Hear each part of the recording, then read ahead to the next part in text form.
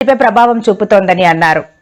CM Revanth రెడ్డిని ప్రజలు క్షమించారని జాగృతి అధ్యక్షురాలు మాజీ ఎంపీ కల్వకుంట్ల కవిత మండిపడ్డారు. రేవంత్ రెడ్డి పాలమూరు ప్రజలకు అన్యాయం చేస్తున్నారని విమర్శించారు. కాగా జనబాట కార్యక్రమంలో భాగంగా నేడు కవిత మహబూబ్ నగర్ జిల్లాలో పర్యటించారు. జిల్లాలోని పాలమూరు రంగారెడ్డి ప్రాజెక్టులో భాగమైన కరివెన రిజర్వాయర్ను ఆమె పరిశీలించారు. కేసీఆర్ హయాంలో కరివెన ప్రాజెక్టు 80% పూర్తయిందని అన్నారు.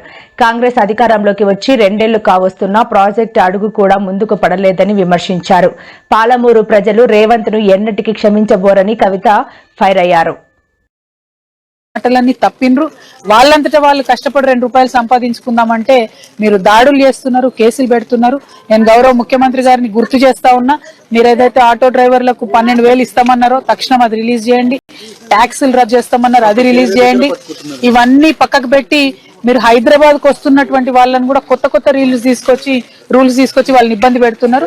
అటువంటి ఇబ్బందులు దయచేసి గురి చేయకండి. మీరు